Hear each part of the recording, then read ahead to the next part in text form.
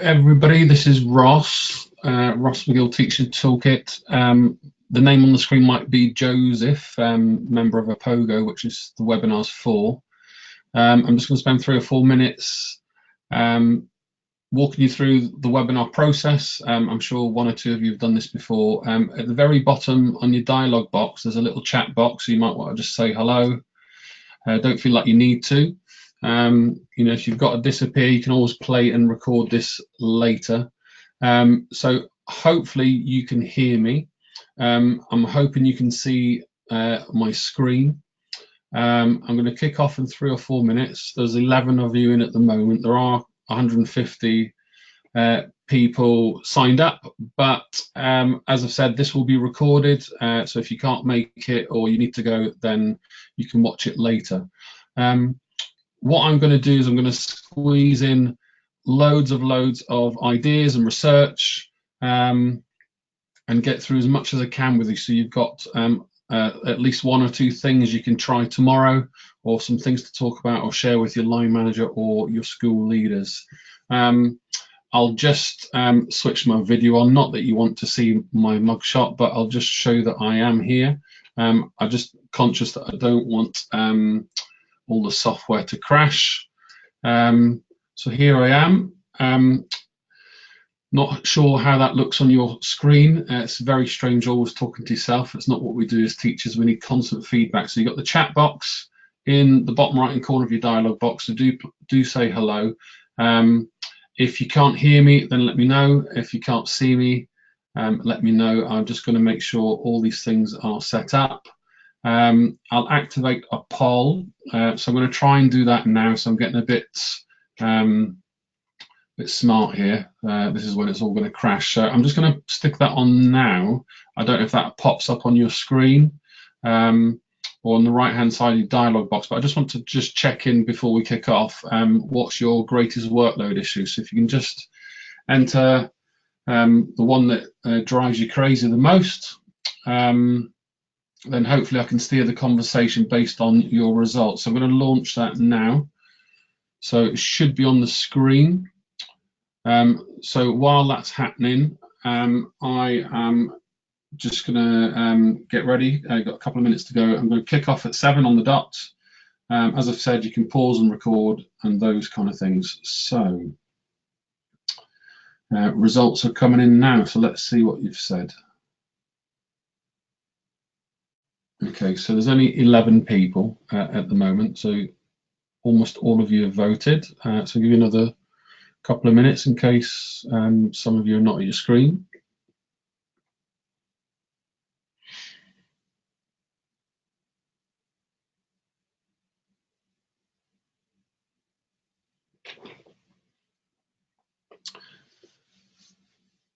Okay.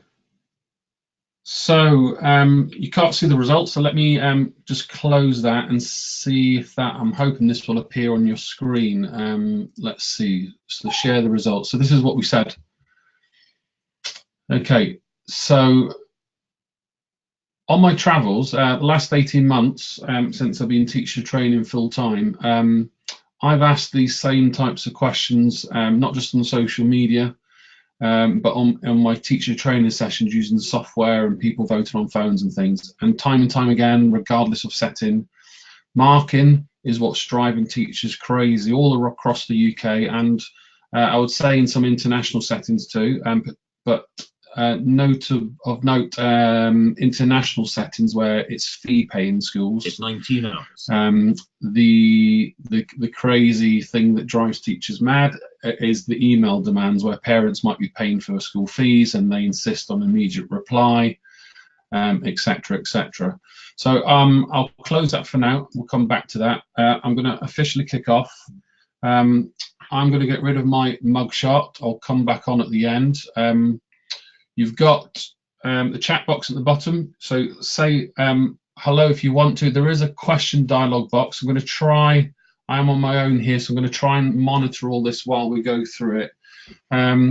So you should just see my kind of PowerPoint inside the slides. So instead of playing the presentation, I'm going to skip through things. If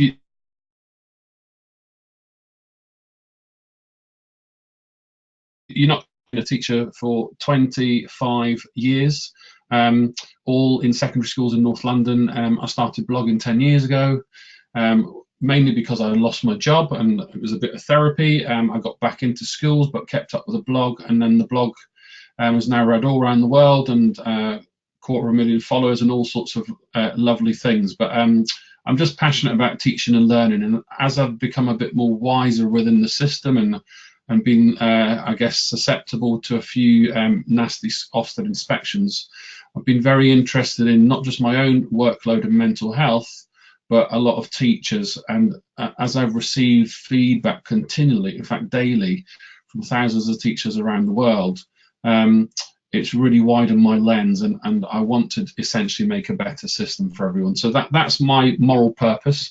I'm just going to skip through it, which is free. Anyone can access all the information I signpost here. So teachertoolkit.co.uk. There's about 1,700 blogs. A good 1,000 have been written by myself over 10 years. But I've now opened it up to other educators so that the voice of teachers are widened. And there's a lot more kind of early years all the way up to higher education and international settings where you can all grab all the information. The vast majority of the ideas come from my last book, Mark, Plan, Teach. So I'm going to signpost some of the ideas. One or two of you might have a copy of those tuning in. I'm quite happy if you want to post a message about this webinar on Instagram, Facebook or Twitter, and what you took away from it, then I'll get in touch with you through a direct message, and I'll happily post you a copy of the book. So I won't say that again, but I've got plenty of copies for everyone, and I can post a copy to your school or to your home address. So let me know. This is just a reminder in terms of webinar tips, because I'm simply talking to myself. I can turn on your microphones if you're all desperate to have a chat or ask me a question. I'll try and pause. I'll hang on the line at the very end if you want to ask one or two questions. And if you're on social media, you'll know where I am and how to get in touch. So there's my email address, number 3. That'll come straight to me, and I can reply pretty much within a week, and I'll get the resources to you, etc., etc. But what I'd like you to do is picture the screen or make a note of this hyperlink. It needs a capital T and a capital P. Inside you will find lots of resources I've found on my travels, lots of my own resources that I've created, and there's about 12 resources in a folder called Opogo Webinar for tonight. All the slides are there, and lots of handouts, which I'm literally going to signpost rather than kind of model through them, because I'm here on my own and I'm not in a classroom or in a training session with you. So I'll show you that at the very end. These are on the webinar, which is why you've signed up. So let me just remind you, I want to go through the current research about teacher workload wellbeing, a lot of things you'll be familiar with, and what the research says about effective teachers and what they do. A few plug and play teaching strategies from me. So if you follow me on social media, you'll know one or two of them. You may not have heard me talk about them before.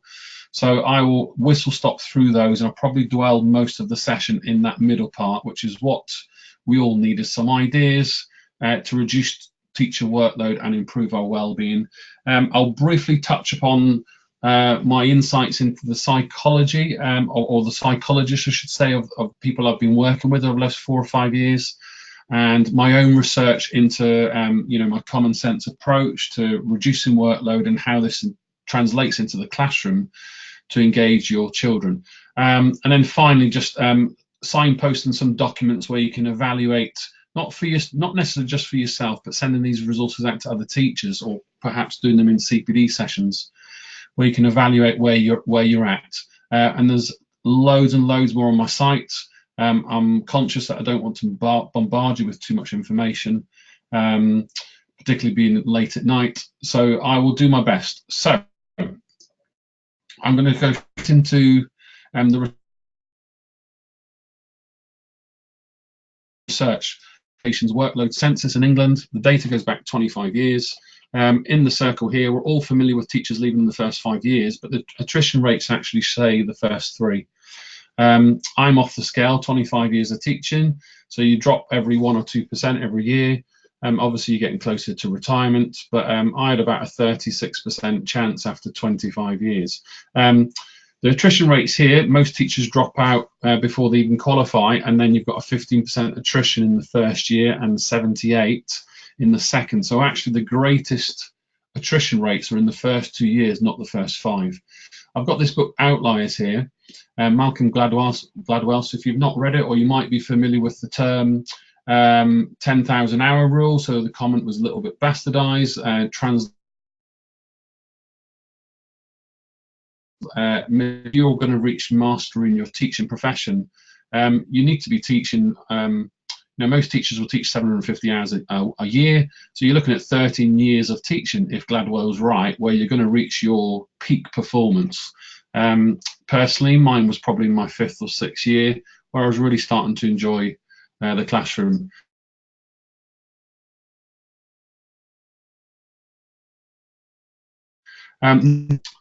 Promised and kept up with. So these will match our results. So I'm just going to put the results back on the screen. You said inputting data, marking and assessment, and I know the poll was a short number of attendees, but it pretty much correlates with what people. So this is 44,000 teachers. 56% said data, 53%, so it's good, well over 24,000 people marking. I always ask people, hands up who likes a meeting, and very rarely does anybody say that they do.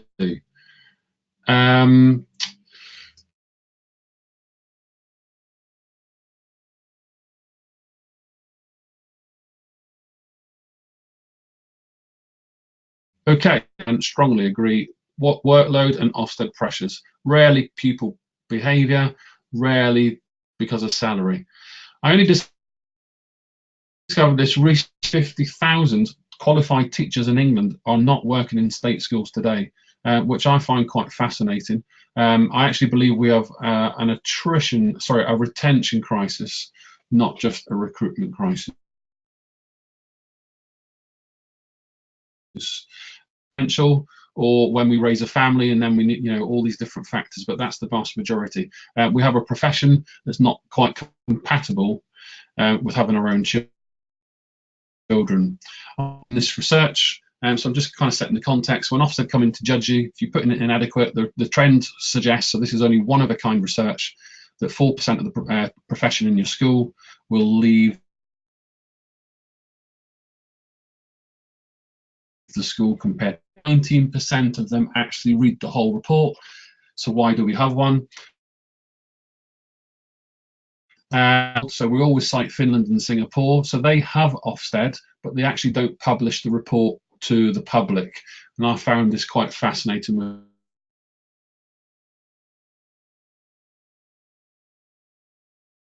This was published ideas through my social media research. So 205,000 followers on the question. Well, this is on the right hand side, a more detailed response. So what's the workload issue? So you're getting lots of responses online, and it correlates with what you've said here, that there are lots of teachers who suffer under the marking burden, whether it's from school leader perceptions or tick boxing or goalpost. And these are some of the messages. Finish, have a look at what people are sending me. I try to share these on social media, not to kind of incite the profession, but to kind of call out how we can stop some of our good people leaving the profession for no apparent. Here's what they want to sabotage job offers. If you still grade lessons, so this is 10 years ago, before I challenged and blogged, and I was invited to Ofsted headquarters, a few other bloggers. We got rid of the tick box on the evaluation form, and then Ofsted published guidance, no longer grading lessons. And then we have about 30% of schools on my latest research are still grading teachers. I'm going to signpost one more piece of diversity: poor proxies for learning. These 6 points here, you can observe them, but they have nothing to do with learning, and there's a good chance that they may appear. This was me. Now, I'm conscious, I haven't shared this often, but 2 weeks after, half my leadership team disappeared overnight. I was acting head teacher. I woke up with stress, blepharitis, having been made redundant a decade ago, and doing a freedom of information request here, you can kind of start to see why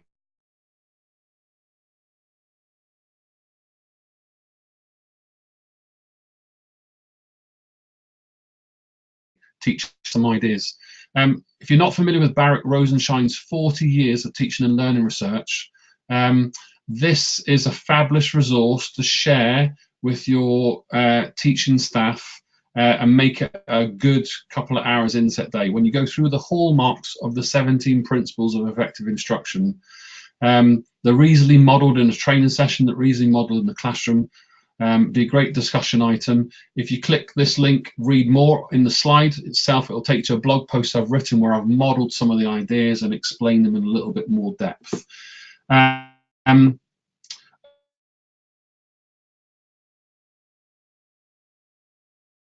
Okay, the actual blog post itself is called 13 marking workload tips. Some of them here will be pretty obvious, but where can we make marginal gains? So if I just highlight number 8,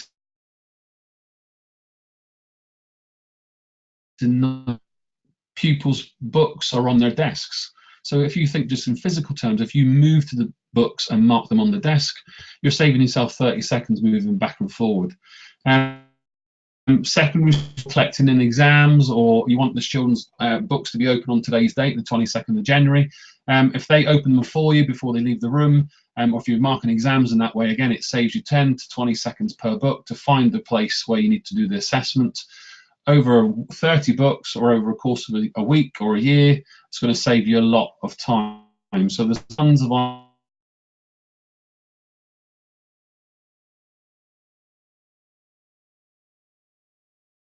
ideas in the copy. How do teachers, only 14 kids here, but you can see how the school over here is color-coded where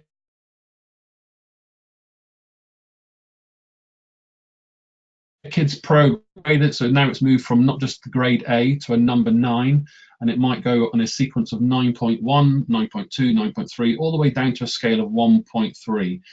So there are now 27 decisions a teacher has to make instead of just 9, and that would exacerbate teacher workload. So I don't think this is particularly helpful for teacher workload, teacher mental health, and I don't think it really tells you about where the students are. My book, I'll just sign slides and pause it, look at it later. Assessment, of course, is important, but the true assessment lies with a teacher on their feet in the classroom, assessing pupils through assessment for learning techniques. One of marking now, if you've been in the classroom a long time, red pen, move around the classroom, correct students' work, create a dialogue, check what they're responding to, target set on your move, and then frequency and speed. Another way of doing this is a nice teaching mantra: I do, we do, you do. And I use this little visualizer tool, so you can see the name here, Opogo. You plug it in, you can put the kids' work under the table, you can annotate, you can mark it live in front of the classroom. Or if you get a Wi-Fi version, you can walk around the classroom with students. You can swap the work with a teacher who's teaching the same scheme as you next door. Take the names off, it alleviates stress, but your research shows that us as moderators of work, but also students, can quickly rank examples from the success criteria. There's lots of research that goes back 85 years. This is a bit of research I was involved with Cambridge University and Goldsmiths College, where I looked at a piece of work on the screen, and all the teachers that were taking part in the research pretty much came up with an accurate assessment within 2 or 3 seconds. The hard work was where there was an anomaly, where you looked at the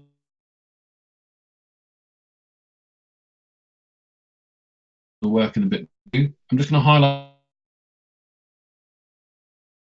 number 8, manageable, meaningful, and motivating. If it doesn't do those 3 things, then it's probably not an effective idea.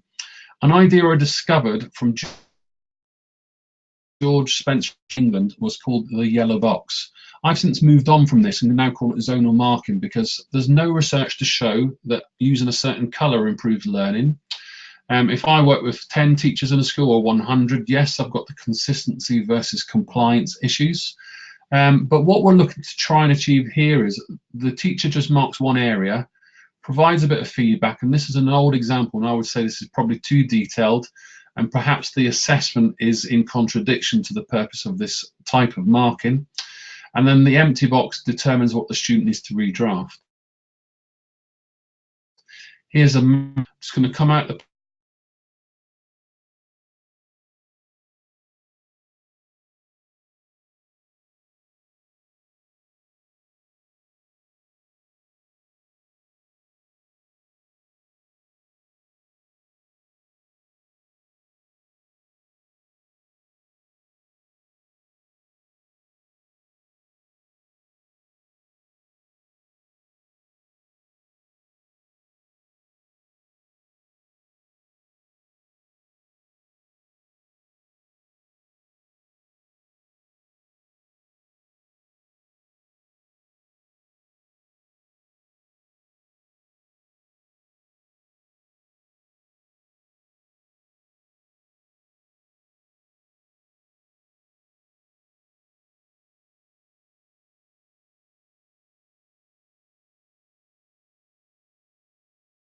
the pupils.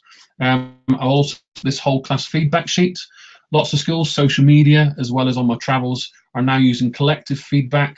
So rather than mark 30 individual books, you make some notes on this sheet, star performers, targets for improvement, what actions Ross needs to take, and then you provide this collective feedback to the rest of the class.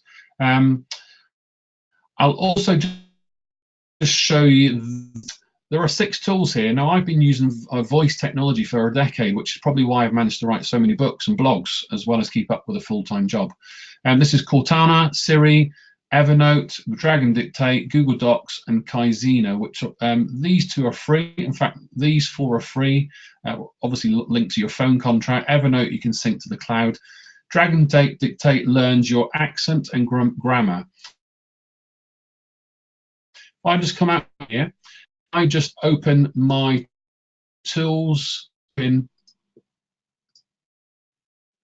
how easy it is. This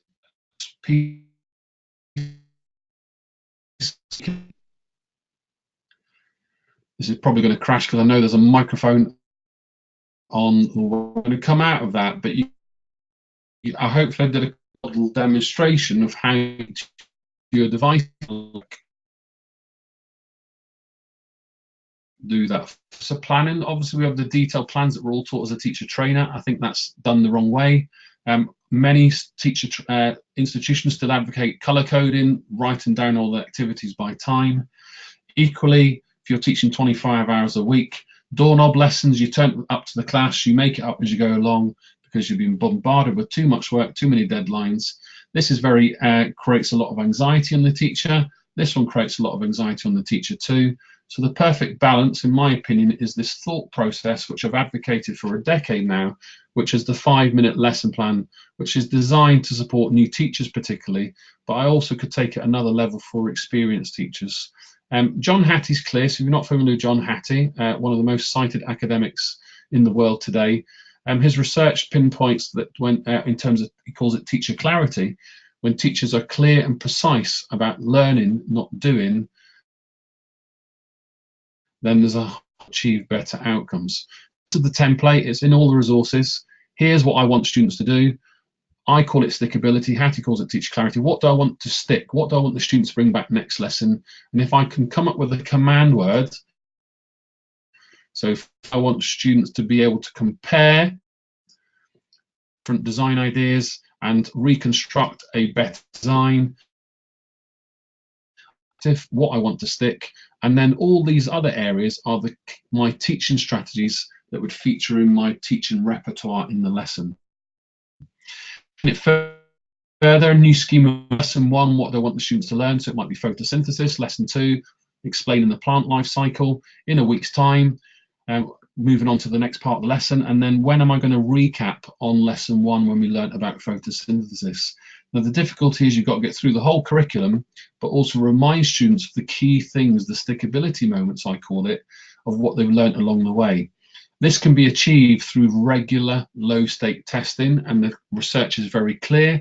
If I regularly quiz kids, thumbs up, thumbs down, mini whiteboards, how do you spell volcano, all these types of questions in class, then I'm got a higher chance of embedding knowledge in pupils' long-term memory so that they can retrieve this for an assessment. Cognitive little template. You may have seen this on social media. Here's a template from me. What did I teach kids last month, last week, last lesson? Let's clarify any misconceptions today, quiz you, and let's move on to the new part.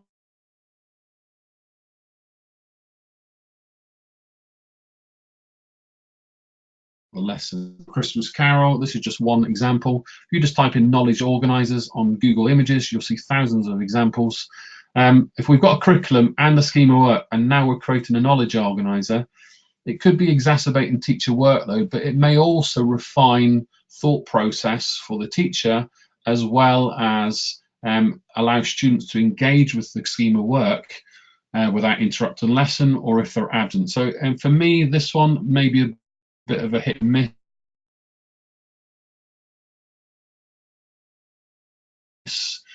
In the right hand corner, Mary Budrow, her research from 1972 talked about wait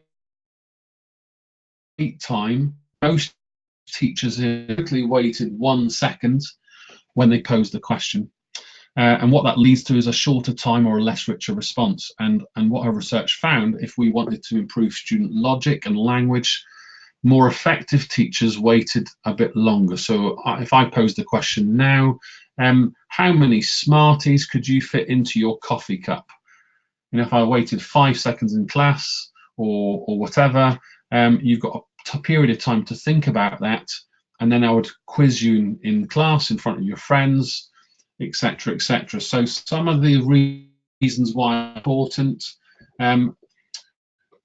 need uninterrupted time to think. They're still learning to communicate. You know, if you're teaching primary kids or quizzing kids in an exam when it's quite stressful, we need additional time. If Ross calls out in class, I've ruined the question for everybody. And it's really important to consider these factors. There's a chap called discovered about 1.5 years, 2 years ago. He's a statistician. He won a Nobel Peace Prize for his work.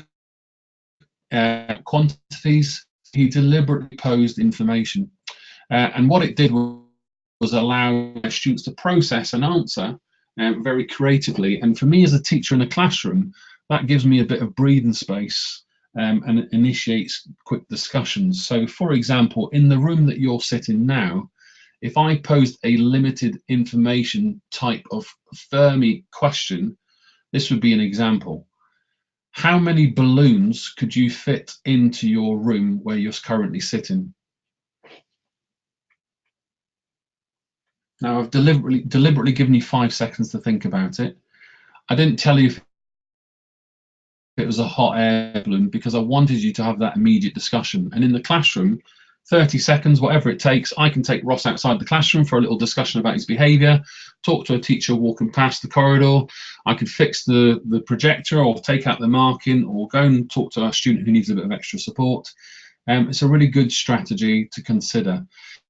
These are some funny, you might want to consider these in pastoral opportunities such as assemblies or tutor time, but for the classroom, you probably want to think about how you could pose this kind of question for your curriculum.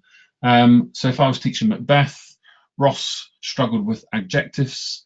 He didn't really like the lesson or engage with the Macbeth text. So I might want to ask how many adjectives in the first paragraph of Macbeth, or how many characters are in the first scene.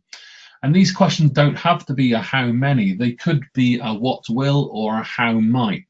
And again, context is key. Who are you teaching? So if you're teaching 5-year-old pupils, I might want to hold a ceramic coffee cup up in the air. I might want to pose the question, what would happen if I dropped this cup on the floor? And then I could change the goalposts on concrete, in a bath full of water, or on a table full of plasticine. And it gets discussion going straight all the time. It's season right now, so this is a good technique for retrieval practice. Assessment for learning, I give you 4 choices. A good hinged question has a definite right answer or a definite wrong answer, and then 2 goalposts of B and C. Here's my exam. How many beans in one container? If I then show you a bean can or a microwave pot or a large catering tin that you would have in the canteen of a school, all the answers change. Obviously, the image here is particularly vague. A can of beans, then it might steer the conversation. I could change this question and I could say, how do you spell photosynthesis? Photosynthesis. Type up 3 different versions and let the student discuss. It's a strategy I wrote about on The Guardian 10 years ago, and I guess it links to Mary Budrow's research. I pose a question, I pause, I give you thinking time, I insist on hands down, because if Ross puts his hand up or he calls out, if he calls out, he's ruining it for the whole class. If he puts his hand up, I'm more likely to ask him within 1 second, rather than insist that all 30 students in my classroom are thinking about the question. After the pause, I pounce on Ross, and then I pounce you to respond to ask if you agree, disagree, those kind of things. How do I ensure that everyone is thinking about my question? Now, we do in the classroom think, pair, share. If I pose a question, how many Smarties in this coffee cup? I've got no idea if you're actually thinking about it. And if we go back to Barrett Rosenshine's research, the overriding message from me is that a teacher has to regularly check, so to assess the learning taking place. So what I would do is I would ask you to think how many Smarties in a coffee cup, keep the answer to yourself, think for 5 seconds, write the answer down on a piece of paper, hide it, or a mini whiteboard, don't show anybody. Now share it with a friend, discuss, and then I'll ask to show me en masse on a whiteboard, or I'll come and quiz you.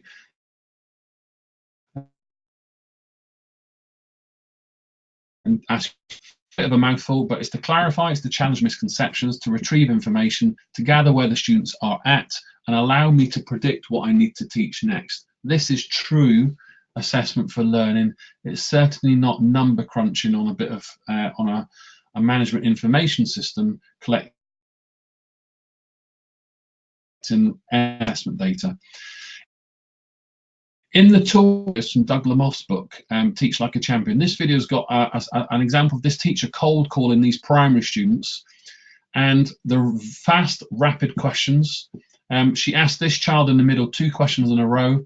This child hesitates because she wasn't expecting the second question. So watch the video and see psychologically how this technique impacts on students switching on and switching off. Another video happens, what do you do? So in this video, there's 2 clips. One teacher, the first teacher, allows students to put their hands up, and then they dominate the classroom, and she follows where their hands are at. The second clip within this video, the teacher insists on hands down. She asks all pupils to think of the answer and be ready when called upon. And these are 2 really good techniques from Doug Lamoth's book, Teach Like a Champion,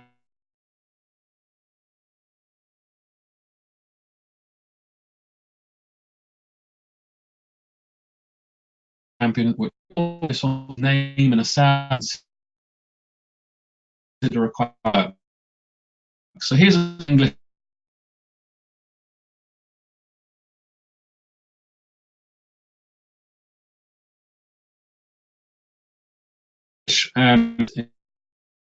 image.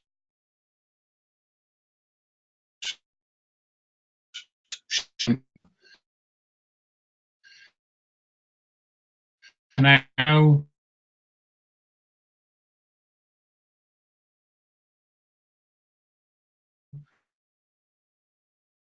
student it's sit alongside.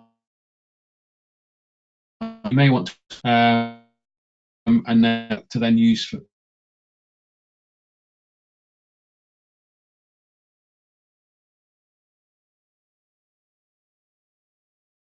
peer assessment, people queuing up for some due time will jacket and Ross, you do these, Sarah, you do notes on Mike on in the lesson.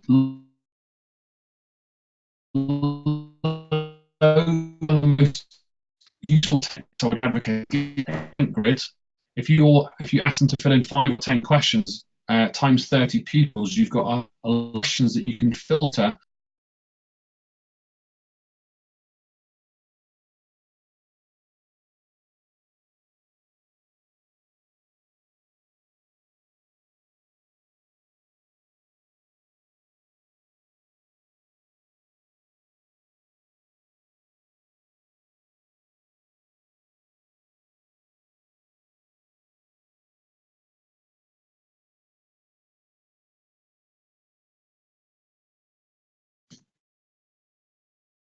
Another recording for you.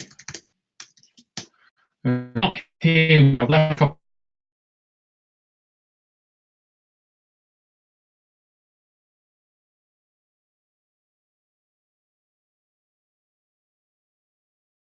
couple of notes. Very poor. I'll shoot it on my own, and I'll send it back to you so you can go through the slides again. But on all the ideas I've shared, this would be top on one for reducing workload, for engaging students, and then thinking about all the questioning techniques that I've already shared. Okay.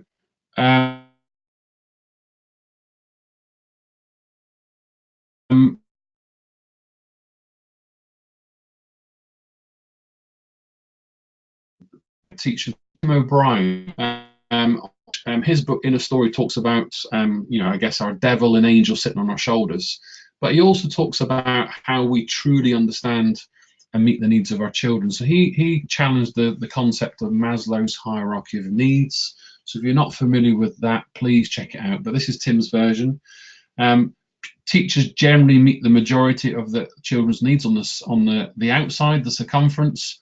Over a period of time, I'll meet my high attaining students, and eventually I'll get to know Ross really well from observing him in another lesson, talking to mum and dad, having a pep talk with him at lunchtime, and then I start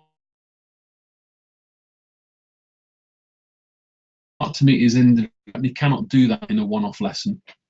And where workload is exacerbated for teachers is when observers, which I believe, going back to the research earlier, is a poor proxy for learning, is when observers ask teachers to demonstrate how they differentiate.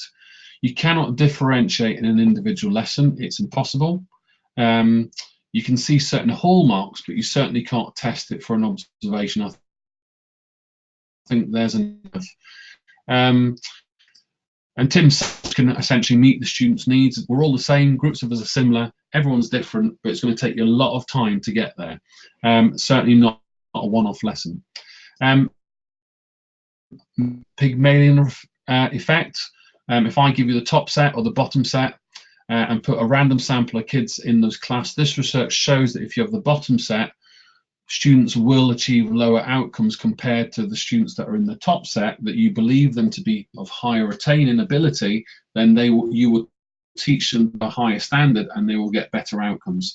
Now, this research needs context. It's 60 years old. It's a primary school in America. There's a video you watch. It's about 5 or 6 minutes long. It will really provoke lots of thinking, even today, despite its age. So I would highly recommend that. And this is the summary of nicer to students. If you think they're clever, you'll teach them more material, you'll give them more time to answer, and you won't accept a low quality response. And this is equally on the opposite coin. If you have a class that's not in the top set, or you have a student that's very difficult to teach, the opposite would appear in this case.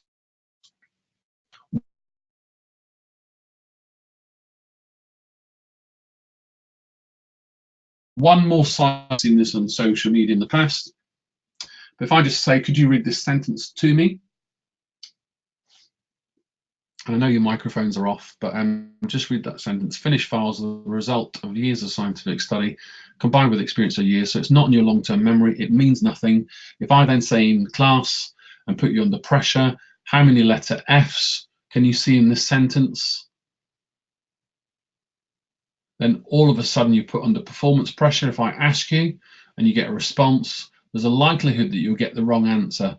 So the correct answers, people don't see them because we assume that are a command word and it's not important, whereas the cache file, scientific, combined with experience are. Now, in terms of phonics, F for fox sound and of is an OV sound. So in terms of literacy, to know, but in terms of redundancy, if I you will get rid of the small that aren't important. So the words of minus those 3 Fs, you're likely to see 3 or 4 Fs to begin with.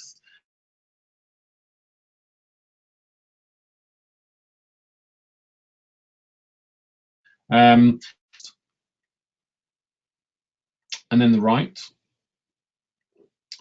And then essentially, if I show you a picture of a bear eating, I'll put the text on, overload your memory. So going back to Rosenshine's research about chunking information, so not what I've done for this presentation, squeezing all these ideas in 45 minutes.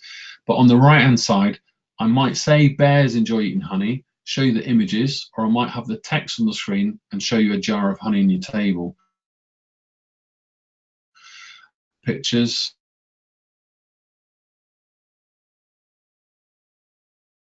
There's the text. And cognitive scientists would call this dual coding. It's very important to give context is key. If you work with autistic kids, special needs children, students that are 7 years old, students that are 16 years old, then what you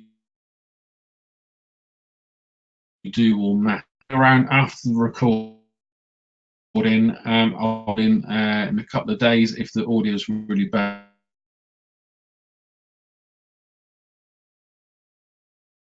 But just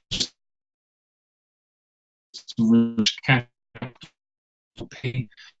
see this Opogo webinar. There's lots more to dig around if you want to, but go there first, and then some key documents that I'm into. First, you can send it to your department, to your school leaders, come up with your own one. If we don't ask teachers about their workload in the school, then we're not looking after their mental health. We are not considering it. If, again, just like we do in the classroom, if we don't ask pupils, we don't know. So the same with teachers.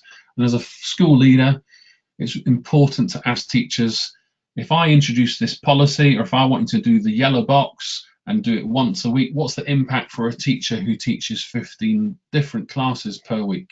So it's really important. So that's on my website. It's in the pack. There's about 30 versions of the 5-minute lesson plan. I've done all the thinking, put it on a page. Although it may not take 5 minutes the first time, at least the process is there for you already thought through. There's a little tick list on the right-hand side here. If I want to be a middle leader or a senior leader, how do I know? So very rarely do schools support teachers with training prior to commencing a new role. It tends to happen after, and you spend a bit of time making mistakes, which it exacerbates your workload and your mental health rather than support it. So there's a little tick list there from me.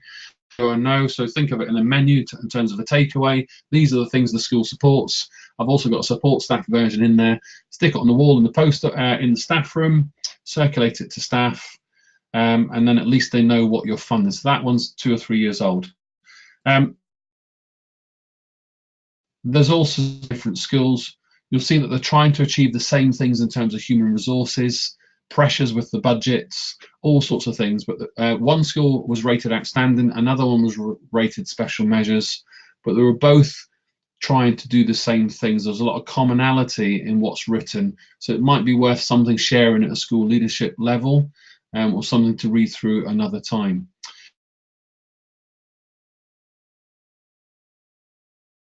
All on this, but you can kind of see why teachers have their contracted hours, and we're getting to a place now in our profession where the job's not specific days. Some teachers either stick or twist. The people that twist will leave the profession. The people that stick may go part-time to spend their day off at home to catch up on their workload so that they can spend time with their family at the weekend. And if we keep allowing that to happen, we're never going to fix the problem ourselves. What I advocate on my blogs, you can find this, or in my book, Mark Plan Teach, it's probably the best teaching and learning policy in the world. So if teaching and learning was a beer, one, I wouldn't call it a policy, I would call it guidance. A teaching and learning policy isn't statutory in England. You don't need to have one, and if you publish one, it will go against you in a school inspection. Believe me, I know. On the last 4 or 5 years, developing a one-page summary of what our teachers were doing, and behind the scenes there was about 20 pages of images, folders of examples, and lots of training sessions. And when inspectors came into the school, all they cared about was data and marking. And I know the current Ofsted framework, so if you're watching this from England, you'll be familiar that the inspection framework's changing, and there's lots of indications that this high risks, high stakes is going to change, so that remains to be seen. But protect yourself. On the right hand side, you've got 3 simple sentences. There's a link here to my policy, but here it is in large. I believe this is all teachers need to do, and I think you should develop your training sessions for your staff, for yourself, around these 3 simple themes. When I assess pupils, it's regular, it's meaningful for me and the child. I diagnose what for them to do, so I have a secure overview. I lesson plan and consider what I want to stick, but I steer away from the what and consider why. And that allows me to think more cognitively about the learning taking place rather than the activity. And then to finish off, I teach my instructions delivered thoughtfully. I use explicit subject language so that students understand what I'm asking them to do. I engage with them and they can act on feedback. There's a great piece of research from a chap called Graham Nuttall, who published a book called The Hidden Lives of Learners. And his research of 40 years showed that a teacher who was microphoned, what they asked them to do on the pupils' tables, with the microphones on pupils' tables, did not correlate often enough with what the teacher's instruction was. So be conscious of what you ask students to do. It's always good to check if they understand. And I probably really, again, I'm going to signpost again, Barrett Rosenshine's research is phenomenal. And I would, after we finish here, and from me, I'll turn your microphones on. I'll try and go through the questions. I'm going to stick around for another 5 minutes.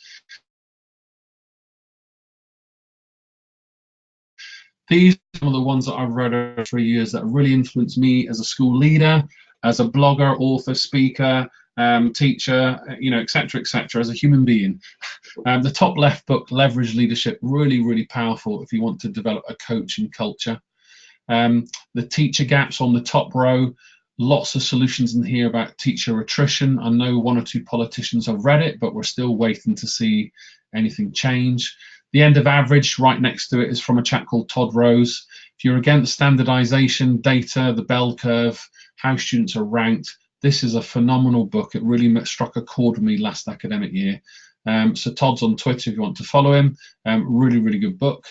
Second row down, Power Moments. How do we make learning more memorable to make things stick? So that's a top one from me. Make senior leaders on the south coast of England. I've got a fabulous teaching and learning policy going on, very research rich. They've got a simple flow chart, and that's their teaching and learning policy. That's it.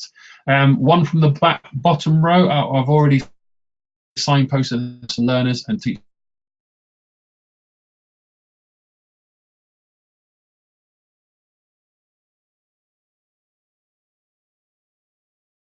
Teach Like a Champion days. Last thing at top left, some of my books, my email address. I'm going to pause, conscious I've been talking non-stop for 45 minutes. The audio is not clear enough. I'm just going to turn your microphones on and open it up for a discussion. So there's 18 of you online. Just bear with me until I figure out which button to press. I can see all your questions here as well. I'm going to stick my video back on so you can see I'm still here. Okay, dashboard attendees. Here we go. Okay, this might do it. So I'm hoping your microphones are on now. Here we go. So say hello if you want to ask a question. If it's not working, let me know in the chat box at the bottom.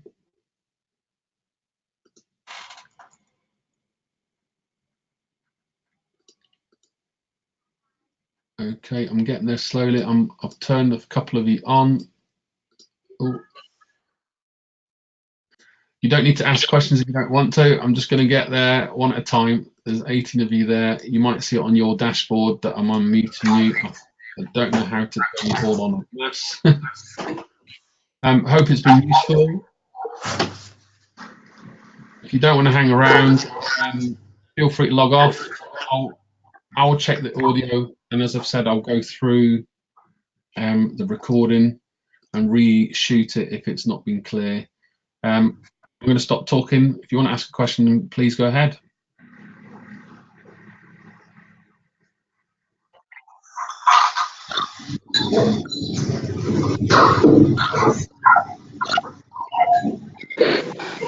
How are things with you and your husband? Fine. You know where he was, by the way?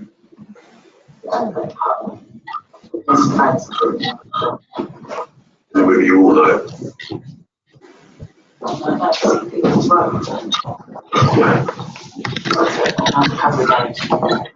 Thing is, Linda.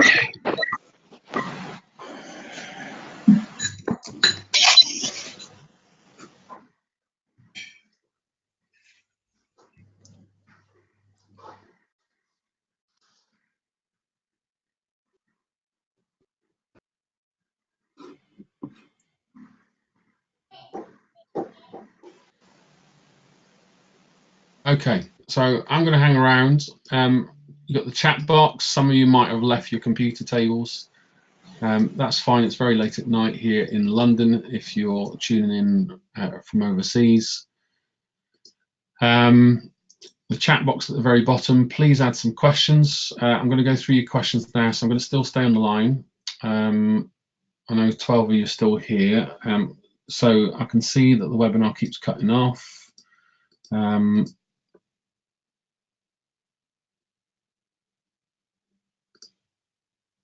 transmission keeps breaking up. Okay.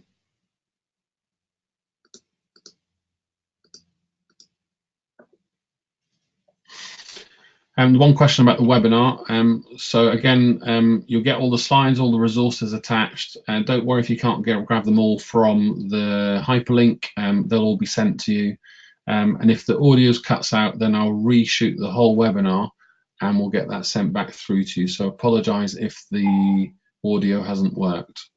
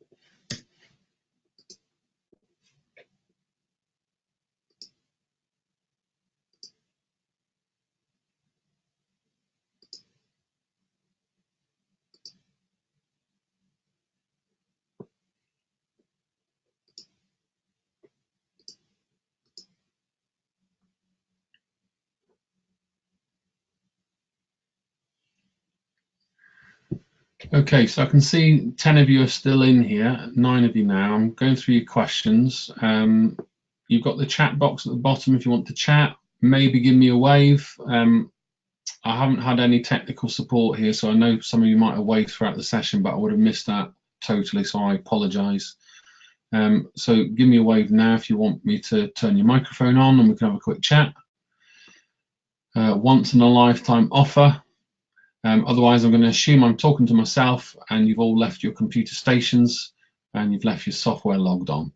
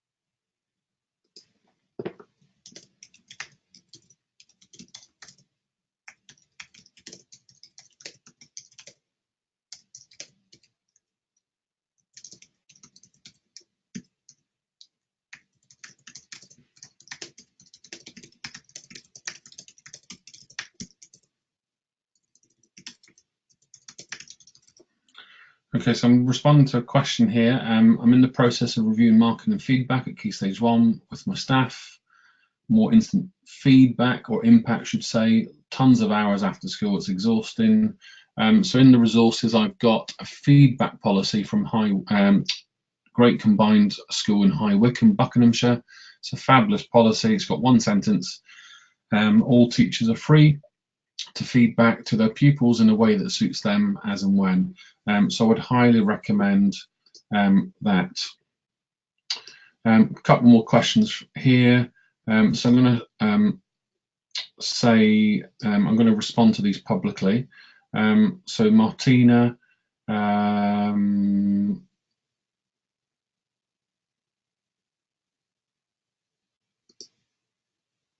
okay, I'll respond to that question privately. Another question from Nathan, PGC, working as a SATS intervention teacher with a view to complete my PGC. The webinar has been very useful. Well, thank you very much. Let me know if you've got any questions. How can you manage a workload when you're the sole teacher? Well, this is the issue. I think if you've got a whole school setting out deadlines for large departments, they do need to compensate for an individual teacher. With your line manager, you probably need to seek some advice on being given some. The challenge is trying to get some compensation to meet the same deadlines if you're the one teacher, perhaps teaching a vast number of children. Maybe pop me an email, Gurmeet, support@teachertoolkit.co.uk. I can give you a voicemail link and we can chat on the phone. And yes, the same issue there, Gummy, about Key Stage 3 and also Key Stage 4, particularly this time of year. So yeah, drop me a voicemail. The web address is speakpipe.com/teacher toolkit. That'll give you a voicemail link. It'll come straight to my inbox and we can reply via email just from speaking. It'll be much quicker and I can signpost you to some ideas. I've got a question here from Tarisha. Apologise if I haven't pronounced it correctly. Tarisha. NWT, I'm going to guess that that's a newly qualified teacher. Maybe it's a typo. I'm going to look at the keyboard and a W's next to the Q, so I'm assuming it is. Your best advice for managing workload as an NQT. Are you familiar with Stephen Covey's urgent and important matrix? If not, type it in on my blog or type it on Google, see an image, divide your whiteboard at work or your teacher planner into a quadrant. Start to analyze what's urgent, what you must do, what's important but can wait, what can you abandon. It's a nice way to start to prioritize work, as you have to meet lots of deadlines and balance lots of balls in your teaching life. You have to work smarter, and I guess 25 years of teaching's, 50 to 60, 70 hours a week and managing 220 staff in 4 different secondary schools, you start to learn some of these strategies, and I guess they become part of my Repertoire. Tanvir, yes, I'll reshoot the information. Apologise for the sound link. But that's it. I'll respond to all your emails here. I know some of you are still online and asking questions. Lucy, thank you for tuning in. Gurmit, I've got no question. Thank you, my pleasure. Nathan, thank you. It's not Support Teacher Toolkit. Let me type the correct address for you here. I'm going to type it to everyone actually, so you can all see my email address. My email is, okay, and that will pop into your inbox, everybody, so you got that there. Okay. Right. I think I will log off. I'll spend a moment responding to your emails. Send me a message on Twitter, Instagram, Facebook. You know where I am if you need me. I try my best with my team also to make sure that we respond to the teachers and try and be a bit of a helpline, try and point in the right direction. But thanks very much for taking part. Apologise for the technical stuff. Apologise for being fast-paced. And my last tip, choose one thing and do it really well, and get in touch if you need anything signposted. But bye for now. Thanks for watching.